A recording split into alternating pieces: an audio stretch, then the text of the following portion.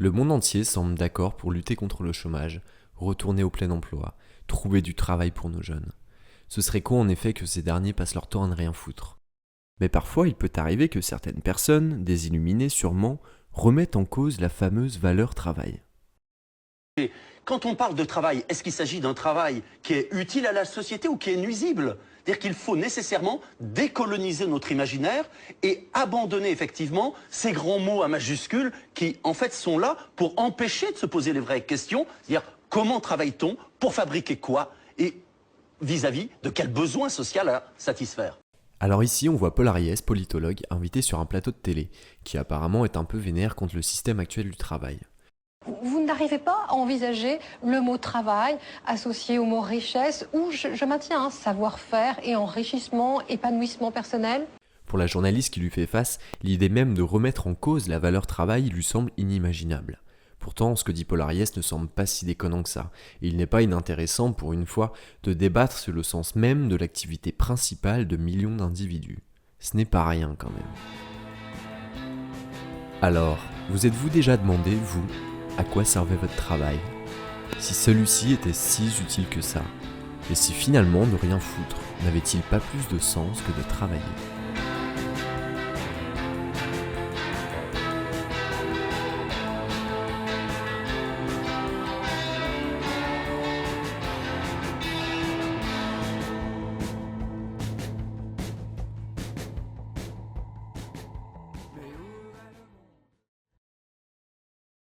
Le travail occupe aujourd'hui une place essentielle dans les sociétés, c'est lui qui va permettre à l'individu de s'y intégrer.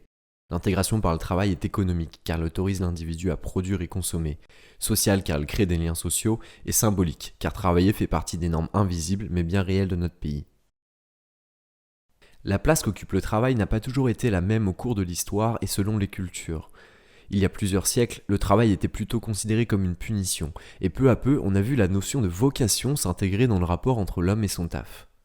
Aujourd'hui, les sociétés occidentales véhiculent essentiellement l'idée de la satisfaction, de la motivation et de l'épanouissement dans le travail. Et nos chers politiques nous le démontrent bien tous les jours. En particulier, nous devons rompre avec la culture de l'assistanat et retrouver l'esprit d'entreprise, la richesse, la dignité, l'honneur du travail. Ses racines, ses valeurs, ce sont, je le redis, le travail, le mérite, l'envie de réussir, la recherche de l'excellence. Parce que l'émancipation de chacune et chacun dans notre société se construit par le travail. Le temps humain se structure autour du travail. Les études sont avant tout une préparation pour un futur boulot, et non d'abord une recherche de sagesse, de connaissances ou de vérité, ce qui aurait pu être assez cool. Et après l'âge du travail vient la retraite. Et je pense que ce mot, il parle pour lui-même. Ça va bien? Oui, et toi, comment va la santé? Tu sors un peu? T'as pas trop chaud? Est-ce que tu bois assez? Tu sais, de l'eau minérale, c'est important l'eau minérale. Notre société étant régulée par des normes sociales, et le travail étant peut-être la principale de ces normes, on imagine bien que quelqu'un qui est en âge de travailler mais qui ne travaille pas, apparaîtra hors système et risquera une exclusion économique, sociale et symbolique. Malgré l'omniprésence du travail, il n'y a que peu de réflexions politiques sur ce sujet. Dans une économie où l'homme devient progressivement un outil parmi un autre, de nombreuses personnes se sentent inutiles, voire même utilisées aux seules fins de l'enrichissement d'une entreprise. Au regard des chiffres, le culte de l'épanouissement par le travail, tant prôné par les politiques, en prend un coup. Une étude de 2015 montre que 60% de sondés, en âge de travailler, considèrent avant tout le travail comme une contrainte, et 54% s'en disent stressés.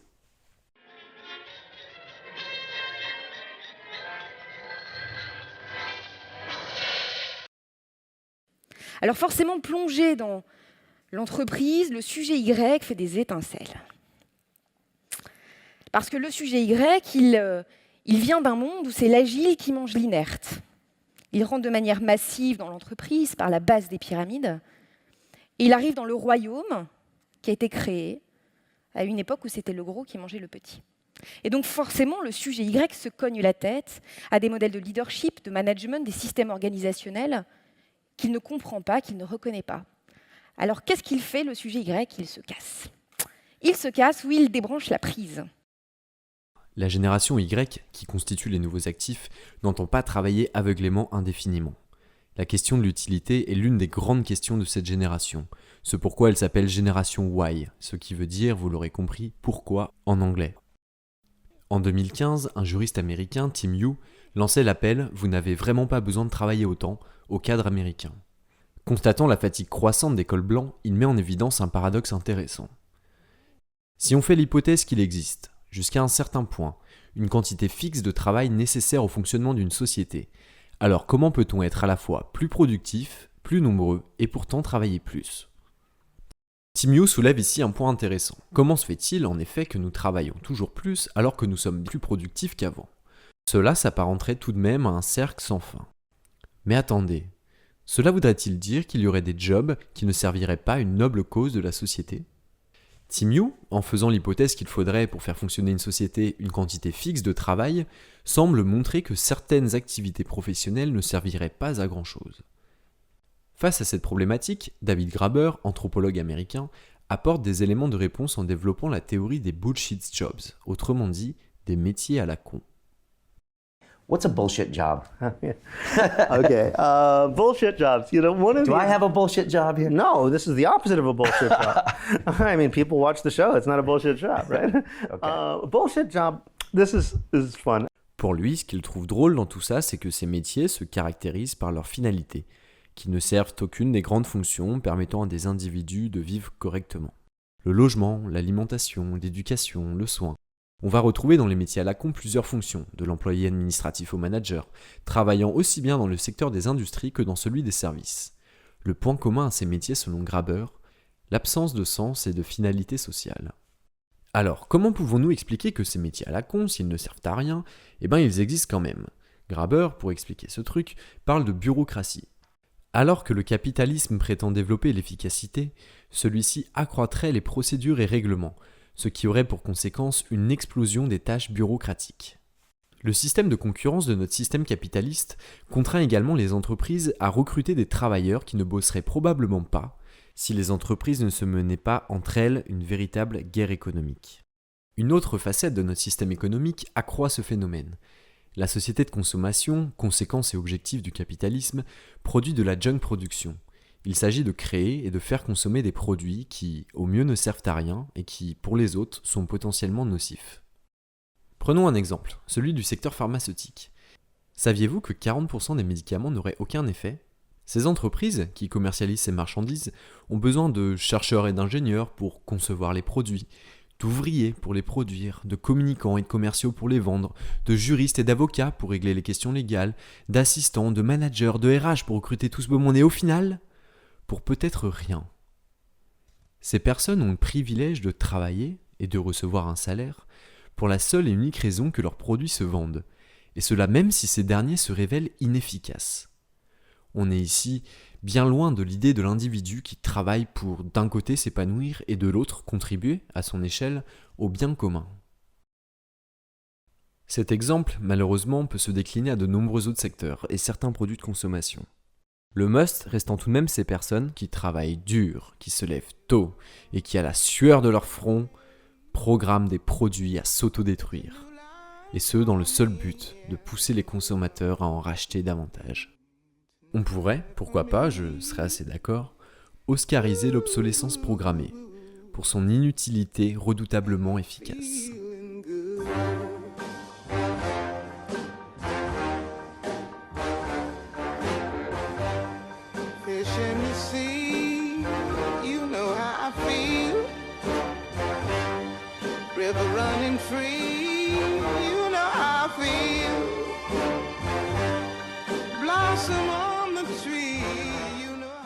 Et si on s'intéressait maintenant au métier utile ? À première vue, il est assez compliqué de trancher et de juger si tel ou tel métier sert à quelque chose ou pas.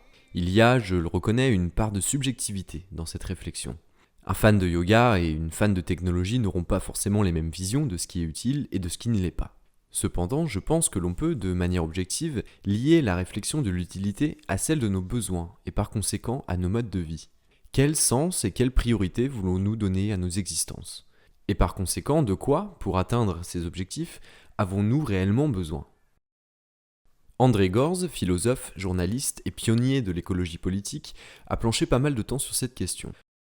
Selon lui, on peut distinguer les besoins d'ordre biologique et les besoins qualitatifs. Les besoins d'ordre biologique vont concerner la survie de l'individu. Se nourrir, boire, se protéger du froid, se soigner. Cela peut sembler très basique, mais dans notre France de 2017, une partie de notre population ne peut encore satisfaire ces besoins. Il appelle besoins qualitatifs les éléments qui permettent aux hommes de s'épanouir. Avoir des relations sociales, se sentir aimé, respecté, créer, imaginer, prendre part à la vie de la cité. Selon Gorz, le système capitaliste a une influence paradoxale. Alors qu'il permet à une partie majoritaire de la population de répondre à leurs besoins biologiques et de profiter d'un bien-être matériel, de nouvelles aspirations qualitatives prennent alors de l'importance. Mais le capitalisme empêche pour la plupart de ces individus leur pleine réalisation. L'organisation du travail, divisée, hiérarchisée, étriquée, enferme ces personnes dans des fonctions étroites, ne leur permettant pas de développer d'autres talents. De plus, notre mode de vie, basé en grande partie sur la consommation, satisfait rarement un vrai manque.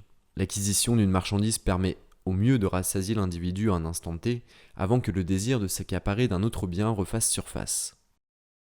La logique du capital ignore les besoins collectifs, et ne s'intéresse essentiellement qu'aux besoins qui rapportent. En clair, il s'agit de fabriquer de plus en plus de marchandises pour les consommateurs. Mais il s'agit surtout de façonner la perception des individus pour écouler leur stock. Et c'est d'ailleurs à ce stade qu'interviennent les publicitaires.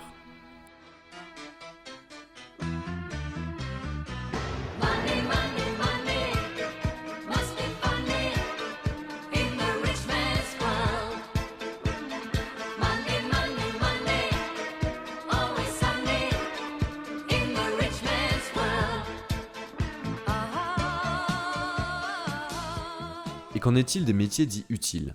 Les secteurs cités par Graeber, l'alimentation, l'éducation, le soin, ne sont pas en grande forme. La crise actuelle des hôpitaux, le manque de professeurs dans nos écoles et les salaires misérables des agriculteurs nous font comprendre que les priorités économiques sont ailleurs.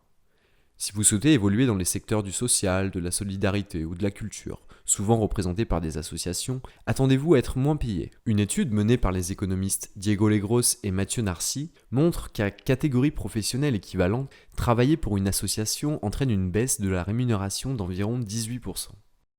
Comment se fait-il que les salaires des travailleurs les peut-être plus utiles de la société sont moindres que les autres ?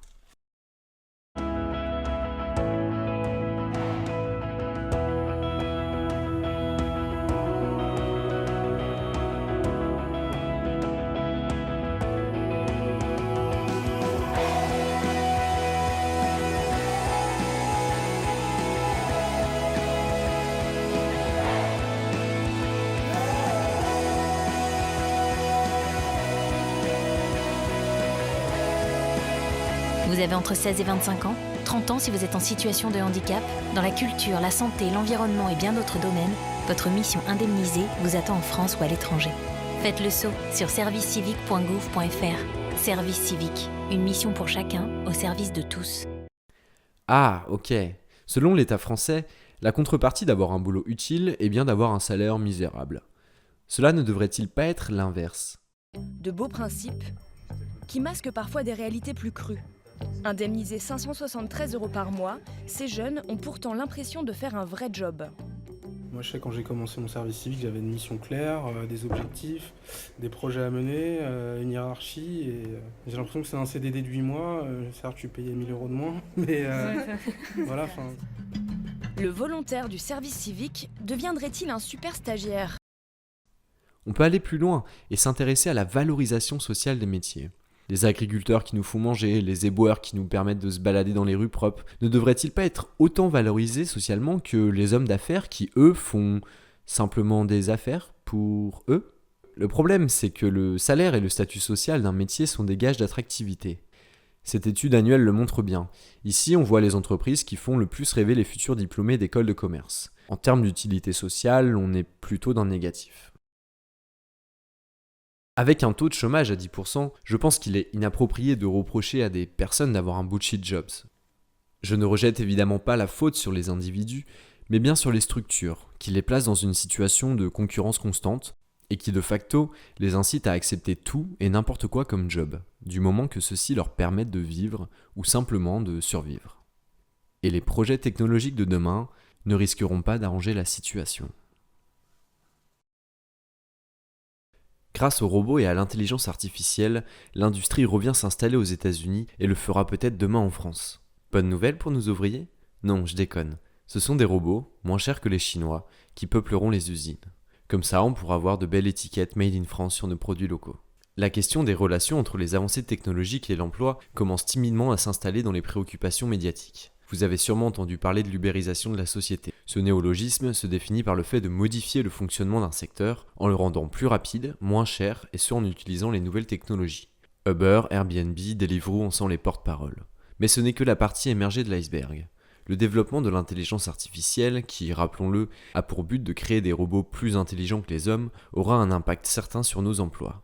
Le livre « Le deuxième âge de la machine » d'Andrew McAfee traite de ce phénomène. La thèse du livre est que nous sommes entrés dans le deuxième âge de la machine. Dans le premier âge, chaque invention, la machine à vapeur, l'électricité, produisait plus de puissance, mais celle-ci restait un outil de l'être humain. En conséquence, le travail humain et les machines étaient complémentaires. Dans le deuxième âge, les innovations robotiques créent de réelles machines intelligentes, à tel point qu'elles peuvent prendre de meilleures décisions que des hommes. Le changement ici, c'est que les robots ne sont plus de banals compléments, mais ils peuvent devenir des substituts. Il semble difficile aujourd'hui de pronostiquer sur le nombre d'emplois qui seront détruits. Certaines études avancent le chiffre de 8%, tandis que d'autres estiment que 48% des emplois pourraient être supprimés. Cependant, une chose est quasiment certaine. La théorie de la création destructrice de Schumpeter, qui veut que chaque emploi détruit par l'innovation soit compensé par un nouvel emploi créé, ne s'appliquera pas forcément à la révolution robotique.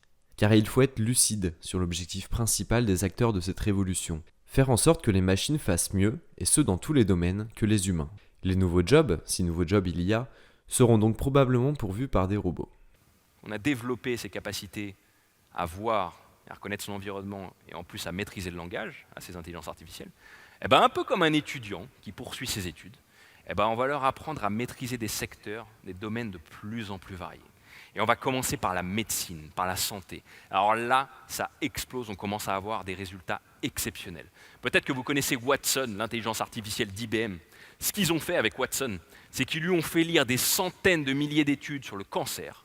Et en 2 semaines de lecture intensive, Watson, il a été capable de trouver 6 molécules utiles contre le cancer. Dans la finance, on utilise aussi de l'intelligence artificielle de plus en plus pour faire plein de choses, notamment en fusion-acquisition. Alors cette fois, ce qu'on fait, c'est qu'on demande à l'intelligence artificielle de nous proposer des entreprises à racheter ou à fusionner, en fonction des secteurs et des chiffres d'affaires qui nous intéressent. Et ce qu'elle fait, c'est que quasiment en temps réel, elle nous propose les meilleures opportunités. Elle est capable de les analyser, de les trier, de les comparer, et même de suggérer des décisions à prendre en précisant, en justifiant toutes ces décisions. Ensuite, cette intelligence artificielle, on commence à la déployer dans le secteur du droit, dans le secteur juridique. Vous avez peut-être suivi aussi, il y a quelques mois, il y a la première intelligence artificielle qui a été embauchée dans un cabinet d'avocats à New York, et elle fait exactement le même job que les avocats. Preuve que l'heure est grave, les politiciens, pas vraiment réputés pour être des visionnaires, s'emparent peu à peu de la question. En février 2017, le Parlement européen a débattu de la mise en place ou non d'une taxe robot, pour maintenir un semblant de système social en cas de raréfaction du travail. Il est déjà difficile aujourd'hui de lier la question de l'utilité à son travail. Alors comment pourrons-nous le faire demain ? Sombre constat. Sauf que, contre toute attente, c'est peut-être cette révolution robotique qui fera bouger les choses. 2 choix s'offrent aujourd'hui à nous. Le premier, c'est de vouloir être plus compétitif et de booster la croissance économique. Être plus compétitif implique de travailler plus pour moins cher et avec moins de protection sociale. C'est ce qui se passe aujourd'hui avec les mastodontes de l'ubérisation. Vous demanderez à un livreur Deliveroo ce qui lui arrive s'il se pète un genou. Booster la croissance économique pour créer de nouveaux emplois implique de produire plus, en n'ayant aucune réflexion sur l'utilité de la marchandise ou des services, et ainsi doper la junk production. On est dans une recherche quantitative et non qualitative. Au regard de l'état de la planète et de ses capacités à fournir de l'énergie, je ne pense pas vraiment que cela soit tenable à moyen et long terme. Et pourtant, ce sont bien ces solutions d'avenir, de progrès et de modernité que nous proposent en 2017 les néolibéraux. Une autre voie est possible, celle de décider collectivement et démocratiquement de l'avenir du travail. La seule chose bien que Macron et El Khomri ont peut-être fait, c'est d'activer, avec le passage en force de la loi travail, une lame de fond puissante dans la population. Les manifestations importantes contre cette loi, les rassemblements autour de Nuit debout, me persuadent qu'une partie de la population souhaite imaginer collectivement cette autre voie. Parce que des solutions, il en existe. En écoutant les politiques, on a souvent l'impression que l'on est face à un mur, que la seule solution consiste à, comme je vous en ai parlé tout à l'heure, être plus compétitif. Ne devrions-nous pas penser différemment ? Et si être moderne, c'était décider de renoncer à cette croissance sans fin? Et si c'était tout simplement de permettre aux gens voulant faire quelque chose d'utile de pouvoir être rémunérés pour? Je vous invite à découvrir, si ce n'est pas fait, la vidéo d'Usul qui traite du salaire à vie de Bernard Friot. Le principe, verser un salaire à tous les citoyens, de 1 500 à 6 000 euros, de leur majorité à la fin de leur vie, qu'ils aient un travail rémunérateur ou non. Il ne s'agit pas de supprimer le travail, mais bien de l'émanciper, en permettant des individus de choisir afin de ne plus subir. Mais comment financer tout cet argent, me demanderez-vous? Partage des richesses, salaire maximum, interdiction des profits financiers. Il ne s'agit pas de créer plus d'argent, mais bien de repenser le système de répartition. Pour en revenir au sujet de l'utilité, le salaire à vie me semble être une piste intéressante. Elle permettrait à des individus d'avoir une activité utile pour les autres, mais surtout pour eux-mêmes. Alors, qu'attendons-nous ?